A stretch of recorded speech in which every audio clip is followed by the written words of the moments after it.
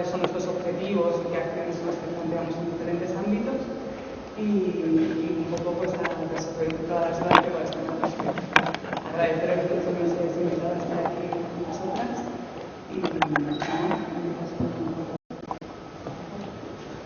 pensado que yo os cuente un poco por qué surge el proyecto, cómo empezamos a organizarnos y nos cuenta luego ahí las cosas más específicas de la organización.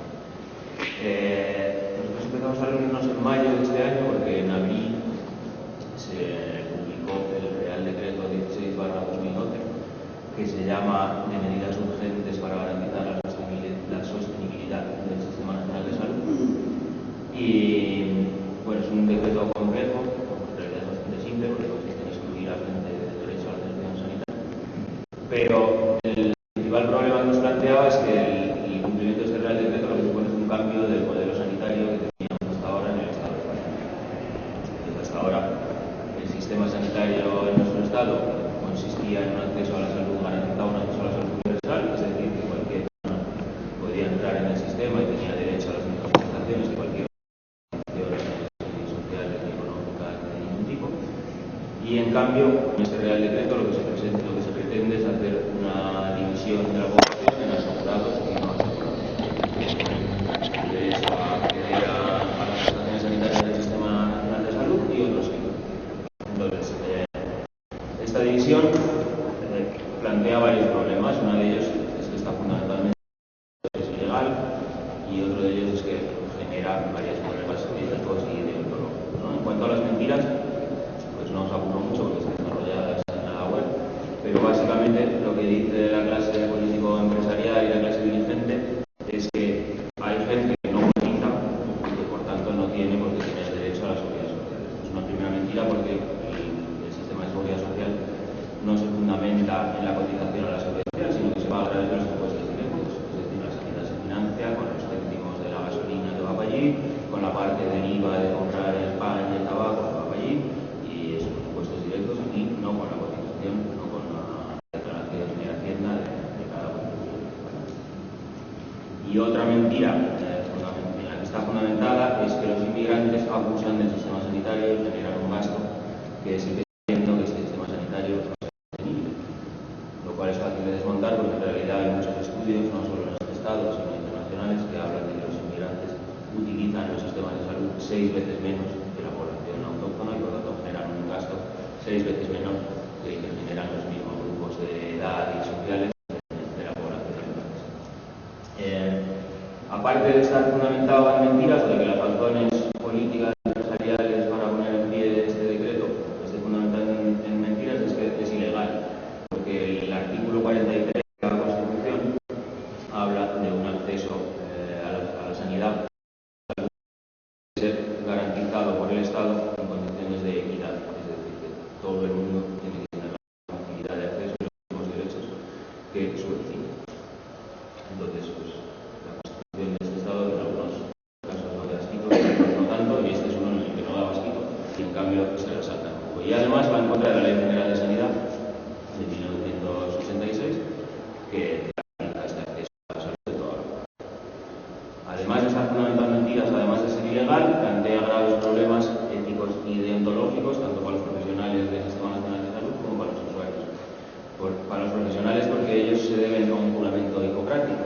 Cuando tú entras a ser médico, enfermera o cualquier profesional sanitario, tienes que hacer un juramento hipocrático que, entre otras cosas, consiste en comprometerte a atender cualquier problema de salud del cual eres médico, sin preocuparte de cuáles son los medios en los que lo haces o cuáles son los que utilizas. Y para los usuarios, pues no os tengo que contar, porque supone que hay gente que no tiene derecho humano básico y universal como es el acceso a los estudios. Entonces, el Real Decreto 16/2012 afecta a toda la población, ¿vale? Porque en teoría ahora están vendiendo, están insistiendo mucho que solo se retira a los inmigrantes su derecho, a los inmigrantes sin papel, a los inmigrantes en situación administrativa irregular, retira su derecho a acceder a la salud, pero eso no es verdad. Cuando salió el Real Decreto también se dijo que los mayores de 6 años que nunca hubieran cotizado no podrían hacer uso del Sistema Nacional de Salud, También se dijo que los jubilados tendrían que empezar a pagar una serie de prestaciones. Esto en teoría está retirado, pero en la práctica no está por escrito. O sea, ahora mismo no hay una garantía de que los mayores de 16 años que nunca hayan cotizado puedan ir a un ambulatorio. Y de hecho, gente que está fuera y que está todavía como beneficiaria en la cartilla de sus padres productores está teniendo problemas para que se le emita la europea sanitaria, precisamente por las consecuencias de este Real Decreto. ¿Vale? Sí que es verdad que el colectivo más afectado son estos inmigrantes que están en situación administrativa irregular. Lo que pasa es que, incluso en el mejor de los casos, mejor entre comillas, es que este fuera el único colectivo afectado por el Real Decreto, el hecho de excluir a un segmento de la población, sea cual sea, pero inmigrantes o autóctonos o lo que sea, pone en riesgo la salud de los demás. Es decir, pues por ejemplo, Lavapiés, que es un barrio con una gran cantidad de población en situación irregular, es además uno de los 3 barrios de Europa con mayor incidencia de tuberculosis. Si yo no permito que el inmigrante sin papeles de Lavapiés vaya al médico para que le diagnostiquen y traten la tuberculosis, es un señor contagiando a toda su comunidad de vecinos o a todo el metro en el que está. ¿Vale? O sea que independientemente del grupo al que excluyas, estás generando un problema de salud pública por enfermedades contagiosos y por muchas otras razones. Entonces, ante este atropello de nuestros derechos, cuando decidimos crear el colectivo y llamarle Yo Soy Sanidad Universal. El nombre viene un poco porque nos parecía importante ponernos un nombre positivo y porque además influye que el profesional pueda decir yo sí atiendo, que el usuario pueda decir yo sí tengo derecho y todas estas cosas. Yo Soy Sanidad Universal es una red de profesionales del Sistema Nacional de Salud, sean sanitarios o no, es decir, hay médicos, enfermeras, auxiliares de enfermería, pero también hay administrativos, veladores, personal de limpieza, etcétera, y usuarios del Sistema Nacional de Salud. Y trabaja con 3 objetivos. El primero de los objetivos es tumbar el Real Decreto, conseguir que se derogue o que se anule. El segundo de ellos es visibilizar las consecuencias prácticas de este Real Decreto, es decir, sobre la salud de la población y sobre la pérdida de derechos que este supone. Y el tercero es intentar garantizar el acceso a los sistemas sanitarios de la gente que se ha quedado excluida de acceso. Y en esa garantía de asistencia, lo que nos planteamos como objetivo fundamental es que no queremos hacer paralela o no queremos hacer un dispensario aparte para los que se han quedado sin derechos, sino que queremos que sigan siendo atendidos en los lugares del Sistema Nacional de Salud y con los recursos. Por tanto, lo que nos planteamos es una campaña de desobediencia, llamar a los profesionales del sistema a desobedecer a ese Real Decreto y llamar a los usuarios teóricamente excluidos a que sigan utilizando los servicios que les dan. El movimiento de Yo Sí, la plataforma de Yo Sí, se constituyó al margen de partidos, sindicatos e instituciones, no tenemos relación con nadie que reciba subvenciones institucionales de este tipo y nos organizamos de una forma horizontal y asamblearia. Las asambleas son abiertas y bueno, tienen la forma de funcionar que ya todos conocemos. Puesto que el principal problema es eso, que no queremos hacer un dispensario para la gente que se ha quedado sin derecho y que queremos que siga siendo atendida con los recursos del Sistema Nacional de Salud, lo que planteamos es una campaña de desobediencia de base. Es decir, no vamos a explorar la vía legal, por ejemplo, se podría hacer un recurso de inconstitucionalidad con este Real Decreto, pero no tenemos ni capacidad ni ganas de hacerlo. No vamos a explorar la vía institucional, que la clase política empresarial haga correcciones o enmiendas a ese Real Decreto, y no aceptamos soluciones individuales. No nos vale que el sistema diga a este sí porque resulta que este es un problema de salud pública, o a este sí porque está en riesgo su vida, o a este sí porque tiene un problema. Queremos soluciones colectivas. Y en este contexto, pues tenemos 2 formas de desobedecer. Una centrada en los profesionales del sistema sanitario, que es llamarles a la acción de conciencia y darles las herramientas o descubrirles los huecos legales que ese Real Decreto todavía nos deja para poder seguir atendiendo a toda la población. Y otra conciencia, llamar a la población a que siga utilizando pues todo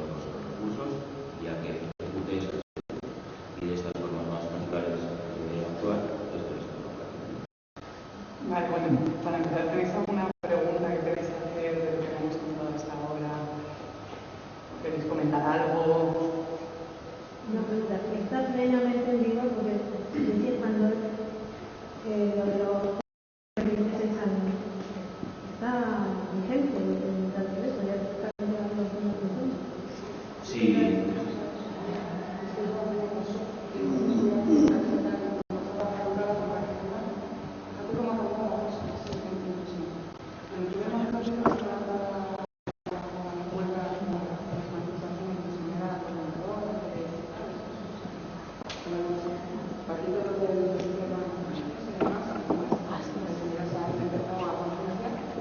Pues la primera vez que fui me dijeron que no tenía derecho a nada y que si no tenía que pagar la derecho.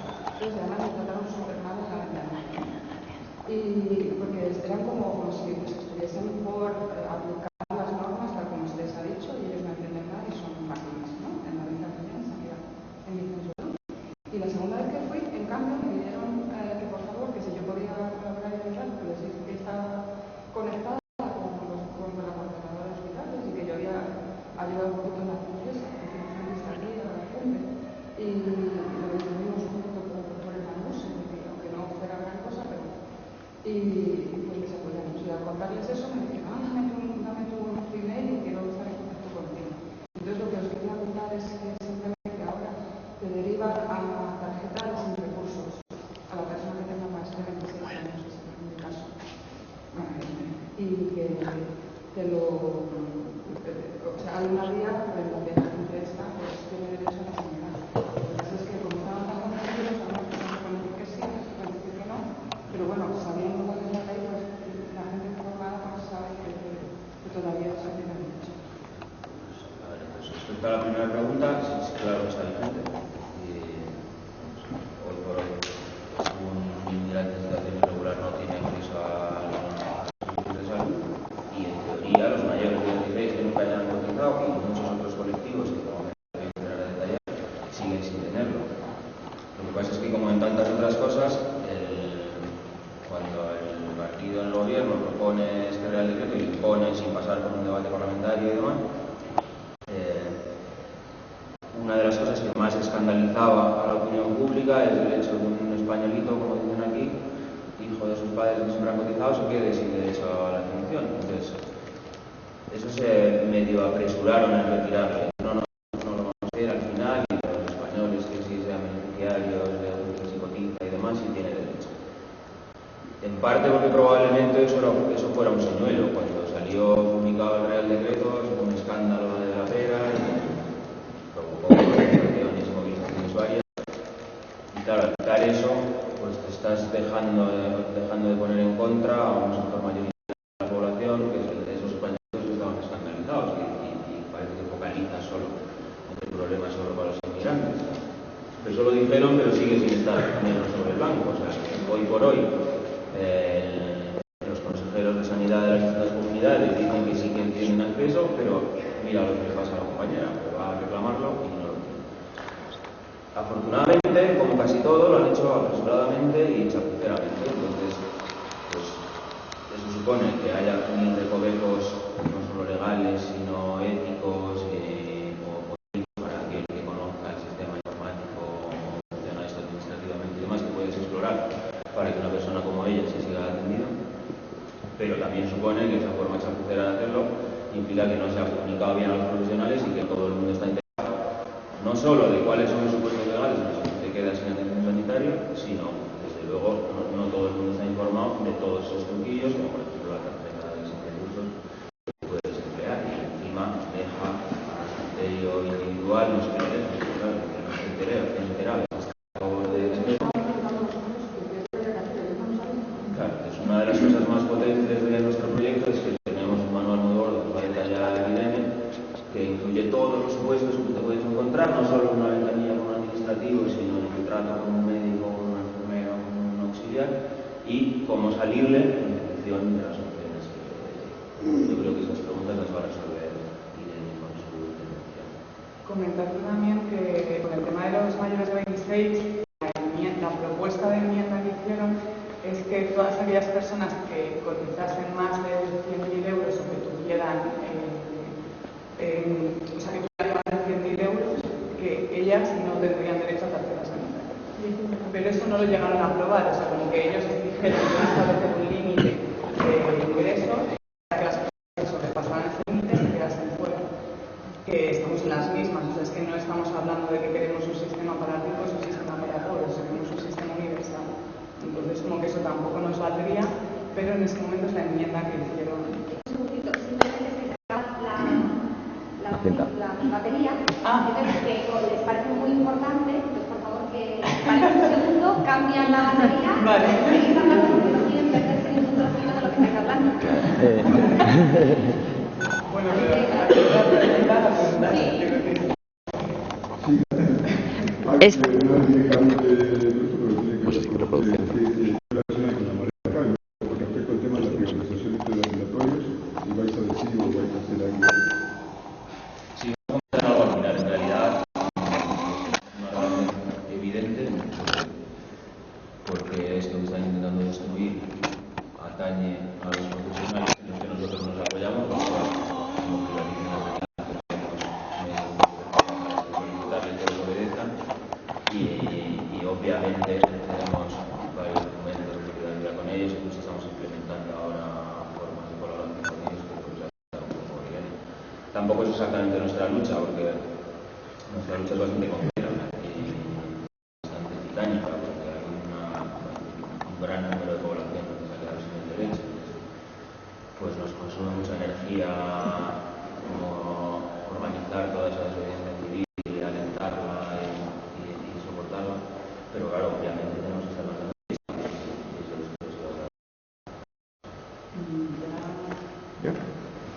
¿Ya podemos? Ya está. Sí.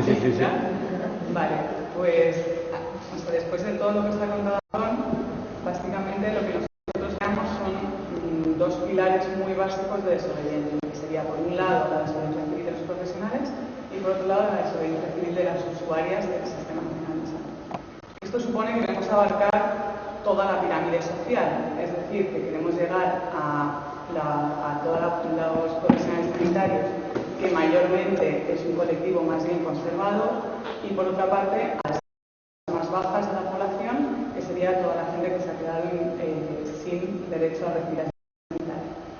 A la hora de plantearnos desarrollar todos estos materiales y el hecho de que queremos dirigirnos a todas estas capas de población, tuvimos en cuenta la manera en la que plantear este discurso y por tanto nos juntamos un equipo multidisciplinar formado por profesionales sanitarios, profesionales jurídicos y por usuarios del sistema para ver de qué manera introducir la desobediencia civil en todos esos ámbitos, ¿no? Porque aquí es relativamente fácil hablar de desobediencia, incluso de insumisión, pero plantearle eso a un profesional sanitario, según en qué contexto, es realmente difícil, ¿no? Entonces, pues nos planteamos de qué manera abordar eso.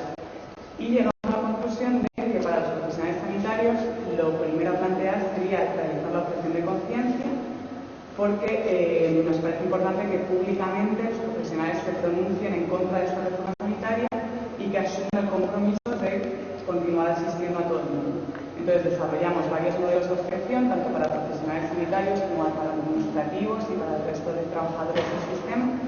Y después desarrollamos un manual dirigido a cada uno de los grupos profesionales de diferentes maneras en las que continuar atendiendo a todo el mundo. Es decir, si eres un administrativo, ¿de qué manera puedes continuar metiendo a gente en el sistema aunque no tenga tarjeta sanitaria?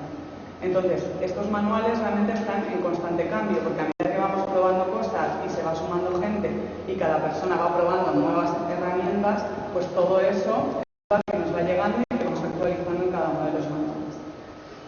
Entonces, dentro del manual para profesionales tenemos la sección para administrativos, la sección para médicos de atención primaria, la sección para profesionales que trabajan en urgencias, para gente que trabaja en especializada, y así cada uno de los apartados con las maneras de actuar desde cada ámbito. Después hemos creado estas que llevamos aquí porque nos parece importante que en los centros sanitarios los profesionales visibilicen su rechazo, su objeción, y eso además facilita que a la hora de que acudan personas que se han creado sin tarjeta, puedan directamente ver la gente que está en contra y que está participando en la campaña de desobediencia y sea más fácil el acceso de primeras. Por último, hemos creado una ficha de incidencias en la que puedan ir recogiendo todos los problemas que están teniendo para garantizar el acceso. Vamos de alguna manera a analizar todos los casos que están ocurriendo de derechos para que en un momento dado eso sea información que podamos verter en los medios y sobre todo podamos elaborar un informe en la que podamos contar con datos, estadísticas y concretos que nos permitan denunciar todo lo que está pasando, ¿no? Desde la entrada en vigor del decreto. Esto en cuanto a la desobediencia civil en el ámbito sanitario. En el ámbito de las usuarias, lo que hemos desarrollado en primer lugar es también un manual de desobediencia en la que hemos ordenado un poco todos los pasos que hemos probado que funcionan y que en un primer lugar intentarían conseguir la tarjeta sanitaria de todas las formas y en caso de que no se consiga, de qué manera ir reivindicando tu derecho y conseguir que se te atienda aunque no tengas el número, que es lo que los administrativos meten para incluirte en el sistema de la base de datos. Entonces, como nos parecía importante que toda la población se asumiera un poco esta reforma y participase en la desobediencia, lo que planteamos es la creación de una red de grupos de acompañamiento. ¿Qué es una red de grupos de acompañamiento? Pues un grupo de acompañamiento es un grupo de gente que se organiza para acompañar a personas que no tienen tarjeta a recibir asistencia sanitaria. Ese es el primer objetivo que se marcaría. Porque consideramos que una persona que no tiene tarjeta sanitaria porque está en situación administrativa irregular y que además se encuentra enferma, es relativamente difícil el pedirle que vaya a exigir y a defender sus derechos a un centro cuando está enfermo. Entonces nos parece importante que cuente con un respaldo de vecinas que vayan con ella y que la apoyen en todo ese proceso. En segundo lugar, el grupo de acompañamiento extiende la desobediencia civil por todas partes, porque en el momento en el que se plantea en el centro de salud, le explica a los profesionales lo que se está haciendo, las maneras que tiene de conseguir incluir a la persona en el sistema y sobre todo visibilizar que hay una red tanto para los profesionales como para las usuarias, porque de lo que se trata es de mostrar a los profesionales sanitarios que no están solos en su desobediencia, ¿no? Sino que es algo que surge por parte de toda la sociedad. En tercer lugar, los grupos de acompañamiento hacen de analistas de cuál es la situación, porque son los que van a estar gestionando todos los casos particulares y, por tanto, van a tener constancia de todas las violaciones de derechos que hay y de qué maneras se ha conseguido esa atención sanitaria. Es decir, pues esta persona consiguió llegar al médico de atención primaria de esta manera y después este médico consiguió que le hicieran un análisis de sangre de esta otra, ¿no? Entonces, pues eso permite ir información de todas las vías que después se comparten. Y por último, hacer un seguimiento de todos estos casos, que lo que estamos en este momento es una herramienta online por la que todos los grupos de acompañamiento puedan trabajar y compartir todas las experiencias que han funcionado en unos sitios y otros. Entonces, hay una ficha que se utilizan para cada la que van recogiendo información de los centros donde sí que se está desobedeciendo, en los centros en los que no, en qué hospitales, cómo se han conseguido las pruebas, etc., ¿no? Entonces, en Madrid ya se han creado 13 grupos de acompañamiento en diferentes barrios. El directorio de todos los grupos lo tenemos todo en la web, pero hacemos un pequeño resumen. Pues en Lavapiés hay 4 grupos de acompañamiento, en el barrio de Pilar también se ha creado uno, en Matisaña, en Chueca, en Tres Cantos, en Vallecas, en Moratalá, en Usera, y está en proceso Carabanchel y no sé si me estoy dejando uno más. Y por otra parte, también se han creado ya grupos de acompañamiento estables en Valencia, en Murcia y en Zaragoza, porque parte de uno de los objetivos de esta campaña es conseguir que se extienda a todo el Estado y lo que están haciendo en otras provincias, entre otras cosas, es reelaborar el material que nosotros tenemos en la web, porque como todo esto ha surgido en Madrid, pues todas las iniciativas y herramientas que proponemos se aplican para la Comunidad de Madrid, pero la manera en la que se ha implantado el Real Decreto en el resto de España varía muchísimo de una provincia a otra. Entonces es súper importante que tengamos ese feedback para nosotros poder colgar materiales de otros sitios para que cada vez más gente pueda utilizarlos. Entonces, hasta ahora, desde que empezamos a funcionar, pues nosotros montamos la campaña en mayo, pero realmente la entrada en vigor del Real Decreto en septiembre. Entonces, desde septiembre se han constituido en total 17 grupos de acompañamiento y hemos estado difundiendo la campaña tanto a nivel de barrios, entre usuarias para la creación de estos grupos, impartiendo talleres, como a nivel de profesionales sanitarios.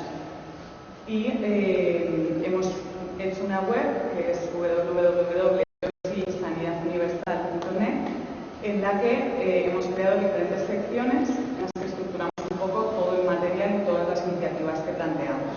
Entonces, en primer lugar, hay una sección que es ¿qué puedo hacer?, donde al entrar se divide en la misma división que soy yo, que sería si soy profesional y si soy usuario del sistema.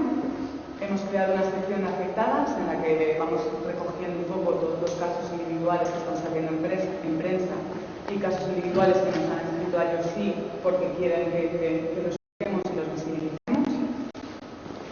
Después hay una sección de noticias que atañe sobre todo a todo lo que está relacionado con la exclusión de la atención sanitaria y la del Real Decreto. Una sección de convocatorias en las que recogemos un poco todos los talleres que vamos dando, las asambleas, las charlas, pues como la de hoy, por ejemplo. Y después tenemos una serie de enlaces a campañas que tienen algo que ver con la desobediencia civil en el ámbito de la sanidad o con la objeción de conciencia, donde, por ejemplo, recogemos la campaña de objeción de conciencia de la SANCI, que tuvo bastante eco de medios, porque hacían ahí un cuento de la cantidad de profesionales sanitarios que estaban objetando al Real Decreto, y donde ahora, por ejemplo, acabamos de incluir también el enlace a la campaña de Yo no pago a el euro con receta, que se pretende implantar en Madrid a partir de enero. Entonces, además de desarrollar la web y realizar todos estos talleres, en este momento, después de 2 meses desde la entrada en vigor del decreto, lo que hemos detectado es que gran parte de la población que se ha quedado sin derecho a la asistencia no acudían a los centros sanitarios, ¿no? Porque han hecho una campaña mediática muy buena, entonces pues la gente ha dejado de acudir porque cree que ya no le van a atender, o si la atienden le van a facturar. En este momento nos estamos centrando acabamos de realizar un mapeo intenso de todas las asociaciones y barrios donde hay un mayor porcentaje de población migrante para hacer una difusión masiva en todos estos espacios a través de unos pasquines que acabamos de diseñar en 5 idiomas para que la población migrante sepa que existe esta campaña, que existe una red de grupos de acompañamiento y que existen profesionales sanitarios que quieren continuar atendiendo. Porque una de las cosas que hemos visto es que como en gran parte de los países de origen de esta población la sanidad no es un derecho de entrada, la sensación de pérdida de derechos no es tan patente como lo es quizá para la población española, ¿no? Que nos parece bastante más sangrante que para ellos que quizá están más familiarizados con el hecho de que sea normal el tener que pagar por que te vea un médico. Entonces nos parece súper importante llegar a toda esa población, que sepan todo lo que se está organizando, y en este momento estamos estructurando esa campaña de difusión y paralelamente ha ocurrido, como comentabas, la última reforma en Madrid y a raíz de todos los encierros y de todas las movilizaciones que están teniendo lugar en el ámbito sanitario, pues estamos intentando mostrar nuestro apoyo y solidaridad para con todos los profesionales que se están moviendo y ver maneras en las que podemos coordinarnos con ellos y apoyarles y conseguir tirar atrás todas estas últimas reformas. Creo que no me dejo nada más importante. Si por ejemplo alguien se dirige a un médico para que cita o lo que sea para que la atiendan directamente y no está en una de esas situaciones en las que ha escogido y entonces en ese momento pides que te atiendan, te niegan la asistencia porque te expone que se puede hacer todo, ¿qué hacemos en ese momento? ¿Qué hace la persona entonces? ¿Qué tiene? ¿Pedir una hoja de mano? Planteamos diferentes maneras de aproximación. tuviera tarjeta antes del 1 de septiembre y que en este momento se ha quedado sin ella, porque eso también hay casos, o sea, no son solo casos que no tuvieran antes del 1 de septiembre, es conseguir pedir cita por teléfono. Porque la gente que tenía tarjeta antes del 1 de septiembre, mucha continúa estando en las bases de datos y por tanto no aparece un flash diciendo esta persona ya no tiene derecho. Por teléfono sí que se han conseguido. Entonces, de buenas a primeras, pues a lo mejor, en función del caso, no habría que ir directamente al mostrador. En segundo lugar, lo que sí que se asegura a través del Real Decreto es la atención urgente a todo el mundo. Con lo cual, un administrativo, aunque muchas veces no funciona así, pero un administrativo no es quien para valorar si la persona tiene una urgencia o no, eso lo tiene que valorar un médico. Con lo cual, tú al ir al mostrador, lo primero que dices es, mira, tengo una urgencia y necesito que me venga un médico. Y si te preguntan, es que no tienes por qué darle cuál es esa urgencia. Entonces, lo que sí que nos parece muy importante es la manera en la que se trata al personal sanitario, porque lo que les estamos planteando es que ellos desobedezcan en su trabajo. Es decir, que la gran mayoría de los profesionales sanitarios en este momento están en precario, se encuentran en una situación muy difícil a nivel laboral, y lo que les estamos planteando es algo, o sea, es un esfuerzo bastante grande. Entonces, lo que sí que planteamos es que la próxima sea es decir, o sea, que no vayas, claro. Entonces, de todas maneras, o sea, todo este tipo de cosas son las que intentamos explicar y desarrollar y hacer leyes y prácticas cuando impartimos talleres para grupos de acompañamiento. Que de hecho, y esto es una prioridad, hay un taller para grupos de acompañamiento el martes en Lavapiés, en San Lorenzo, en la iglesia a las 8 de la tarde, este martes. Y aún así, o sea, tenemos un email concretamente para la creación de grupos de acompañamiento, que es yosi.acompaño, no con ñ, sino ni, @gmail.com, donde cualquier grupo de personas de cualquier espacio que tenga interés en tal grupo o contacto con grupos que haya en su zona, puede escribir para información o lo que sea, para resolver todas estas dudas. Y además está el manual que tenemos en la web para grupos de acompañamiento, donde están desarrolladas punto por punto pues todo este tipo de estrategias, ¿no? Pues en este caso sería más conveniente plantear que esto es una urgencia. En este otro caso intenta primero pedir cita de esta manera y si no funciona,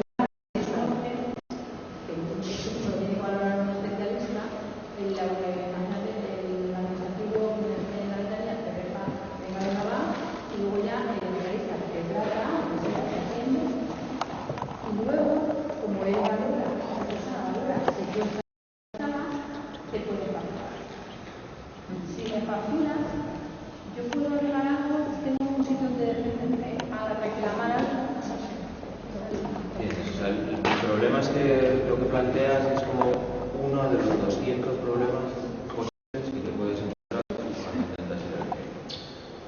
Entonces, o sea, si quieres entramos en el tuyo particular, pero la cuestión es... Ya, en el ejemplo particular.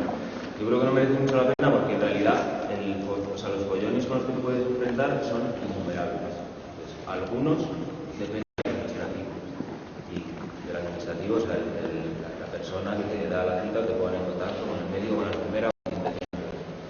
Y esos trabas que te pone el administrativo a veces serán con opiniones suyas, otras veces serán por tal aspecto o tal otro aspecto del Real Decreto o tal. Otras veces el administrativo sí que te da cita y entonces el médico te ve. Y entonces puedes tener 200 problemas con el médico, que uno es bien, me ha visto, pero no me puede pedir una prueba complementaria. Me ha visto, pero no me manda el especialista. Me ha visto, pero no me garantiza el tratamiento legal. También, otros serán éticos y otros serán trabas legales. Aparte de eso, hay como los tropecientos problemas que pueden dar con la facturación. Bueno, como usted no tiene derecho, entonces le vamos a facturar y a cobrar este asunto. Y eso lo en esto, en lo otro. Pues el manual de acompañamiento es una cosa que nos llevó meses a elaborar y que IDEN está en constante actualización y pretende dar respuesta a eso. Pero en realidad lo que yo decía al principio es que no pretendemos soluciones individuales. O sea, mi objetivo no es tanto solucionar el caso de Luis que no le han podido dar, sino que no solo que Luis sea atendido y no pague, sino que además se entere de cómo se hace y se lo cuente a los vecinos. Por tanto, vosotros lo siento, lo que haría sería contactar con un grupo de acompañamiento porque se tiene apoyado el manual y vas a ver por dónde salir del administrativo, por dónde salir del médico, por dónde salir del médico. Y lo ideal es incluso que pongas un manual de acompañamiento, que lo apoyes y formes un propio grupo de acompañamiento para que la gente de tu barrio, de tu entorno, pueda ser acompañada por ti. Oye, la página está que habéis dicho se puede ver.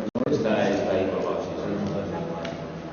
Una pregunta, ¿vosotros el hecho del euro por receta que se ha implantado aquí, ¿tenéis alguna, cómo funciona allí o qué se va a hacer aquí? ¿Llega el futuro? En verdad está un poco en el aire, se supone que en Madrid entraría en vigor el 1 de enero, pero el Consejo, no sé lo sabe, el Consejo Económico y Social, lo que pasa que el Consejo de corbata, han dicho que eso es inconstitucional, con lo cual ahora mismo está un poco en el aire y probablemente aplique. Si bien en Cataluña en realidad lo llevan aplicando desde mayo, pues ahora está muy en el aire. Y sería exactamente lo que suena, que además de haber aumentado el nivel de aportación en cada uno de los grupos de medicamentos y además de haber excluido 400 y pico medicamentos de la financiación, ahora por cada receta que lleves a la farmacia, pues te van a cobrar un euro, con lo cual es un puto drama, porque muchos de mis pacientes jubilados que son unas pensiones de 427 euros y ya me están llegando y mira, yo me tomo estos 17 medicinas de todos los días y con la pensión que tengo y ahora que me han aumentado la aportación no me puedo tomar más. Entonces, ¿cuál me tengo que tomar? Pues ya no te quiero ni contar cuando además de eso que están pagando ahora mismo, que es el 10% más de lo que pagaban antes, que era nada, pues tengan que pagar 17 euros porque me traes 17 recetas. Creo que ahora implementándose otra campaña de experiencia, lo de riesgo por receta, que está linkada en la web nuestra. No me sabe la dirección. Yo no pago un Botox. Pero hay una página. Hay una, sí, que también está bastante currado y como sé, como con como 6 supuestos. O sea, el tema es que en las farmacias van a tener unos formularios que tú rellenas, lo que pasa es que tienes que rellenar con tu DNI, con tus datos y demás. En Cataluña lo han estado haciendo, de hecho en La Sexta hicieron un reportaje de desobedientes y ahí incluyeron la campaña de no al pago de por receta en Cataluña. Y pues casi un caso personal que contaba que cada vez que iba a la farmacia pues se rellenaba su formulario, tal, y que no estaba pagando. Lo que pasa es que luego en Cataluña ya se lo empiezan a reclamar eso a otras personas, o bueno, pues, tú has hecho esto 6 veces y has comprado esto, que la farmacia está registrado, pues es que le debes a la administración catalana no sé cuántos euros y espero que eso vaya a ser mejor y otra cosa está por ver si se va a aplicar en Madrid, porque ahora por el Consejo de Estado se queda un poco en el aire. ¿Fue iniciativa de la farmacia o fue iniciativa de un grupo de ciudadanos? Es una iniciativa de un grupo de ciudadanos. La original de Cataluña se llama algo así como no pagar y eso es Madrid. Sí. Y yo quería al tema este de lo de por receta, es que me deja tan pacientista porque hay muchos medicamentos, sobre todo cuando las pensionistas también quieren bajar el riesgo, entonces ¿qué pasa? Que las reclaman a que no llega al euro o pagan todavía mucho más caro, lo cual no entra. ¿Verdad? Como van haciendo las cosas ahí sobre la marcha, menos de 1,5 € no tienes que pagar el euro y en fin, que andan como a desarrollar eso. Claro, la aplicación en sí y si la aplican cómo lo van a aplicar. Solo las que pagan más de 2 euros.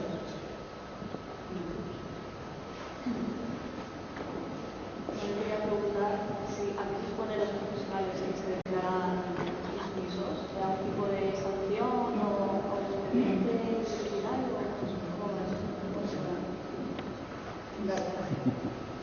En verdad, una sanción administrativa, eso no es un delito, sino una falta, y no sería una cuestión penal, sino una civil, pero sí que se exponen. Por eso en verdad, vamos a cuidar mucho el lenguaje desde el principio, porque no le puedes llegar exactamente al médico a la enfermera y decir, pues me tienes que ver, tal, porque en verdad no te tiene que ver, y porque encima se está jugando cosas. Entonces, como existe el código deontológico que te obliga a atender, pues tú a un juez siempre le puedes decir que yo he tenido conocimiento de que no enfermo y sé lo que le pasa y sé que tengo que actuar, porque se te define, por tanto no podrían acusarte de eso. Creo pero sí parece que podrían acusarte de fraude a la seguridad social porque estás gastando fondos del Estado con una persona que tiene derecho a recibirlos. Entonces, dispones de una sanción administrativa que puede tener consecuencias en el mantenimiento de su puesto de trabajo o una falta grave. Y por tanto eso, este médico como el que Irene, pues la mayoría de los profesionales están en precario, en contratos eventuales y tal, pues le estás pidiendo un esfuerzo y sobre todo eso, la cosa de fraude a ti, el escáner que has pedido cuando tienes el de todas formas, o sea, todos los abogados que nos hemos consultado, incluso creo que se ha hablado con algún juez del tema, o sea, como que a ellos les tocaba mucho el decir, o sea, sí, se les podría llegar a acusar de todo esto, pero nos parece bastante irreal que al final se le acabe pidiendo a un médico que pague 3.000 euros por los medicamentos que le ha dado a esa persona por atender, o sea, como que quiero decir, que tenga realmente consecuencias en la práctica. ¿Qué ocurre? Que la objeción de conciencia está sobre todo estudiada de cara a la objeción de conciencia con el aborto y hay como un vacío legal que es en lo que se está trabajando y es en lo que nuestro gran equipo de abogadas está trabajando porque no se sabe realmente, ¿no? Entonces ahí pues había muchos supuestos que se tenían que ver sobre la marcha.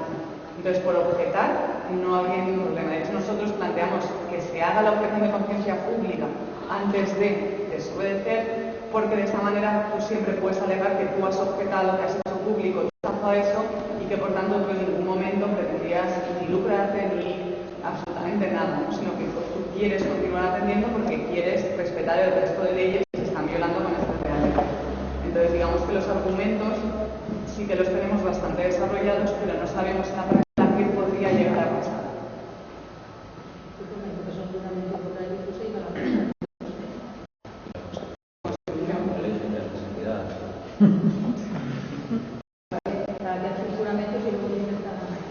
Claro, eso es. Entonces, eso ya lo tendremos que ver si es que realmente en algún momento se les ocurre llevar a juicio a médicos que continúan atendiendo. Porque además, o sea, lo particular de esta campaña es que plantea civil en positivo. O sea, no es yo no voy a hacer, es al contrario, no, yo es que voy a seguir atendiendo. Entonces, teniendo en cuenta todas estas dificultades profesional y por vuestra experiencia, ¿qué respuestas estáis dando? ¿Son muchos los que están objetando? ¿Son pocos? ¿Están haciendo mucho? Sí, que no sé si tenemos mucho tiempo. El tema es súper interesante, pero hoy no nos da tiempo a profundizar más sobre solo un aspecto, porque tenemos varias cosas que hacer y no nos va a dar tiempo. Pero vamos, muy rápidamente, solo en Madrid hay 3.000 médicos de familia que objetan, nada menos. Bueno, no tantos especialistas en parte porque no conocen el problema, porque todavía no les está llegando. Pues mentira, no van a los especialistas todavía. Y bueno, un número lo suficientemente importante como para poder garantizar la Nos habéis dicho que tenéis un taller. el martes hay un taller para grupos de acompañamiento en San Lorenzo a las 8. El sábado que viene, el día 1 de diciembre a las 7, es nuestra próxima asamblea general en el Parque Maravillas. Y el día 15 es la siguiente asamblea nuestra. De todas maneras, en la web, en la portada, hay una sección de convocatorias en las que se van incluyendo todas las cosas que vamos haciendo, tanto talleres para grupos de acompañamiento, como charlas, como nuestras generales. O sea que si os apetece veniros a alguna de nuestras actividades y no podéis a las próximas, que sepáis que existe esa sección y que os podéis unir cuando queráis. Que sois muy bienvenidas. También nos gustaría poder quedar con vosotros para hacer una entrevista en directo, porque yo creo que esto está interesante. ¿Hay algún grupo en Arganzuela?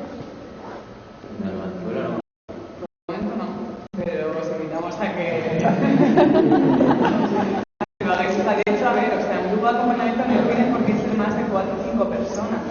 O sea, porque de hecho, hasta que empiezan a dar cuenta que se trabajan con casos particulares y que no hace falta ser un grupo de 15, ¿no? Para formar un grupo. O sea, que de hecho lo que recomendamos es que si tenéis amigos o personas que se han quedado sin este derecho, que directamente, o sea, forméis un grupo de apoyo, o sea, con gente que ya conocéis, ¿no? O sea, que es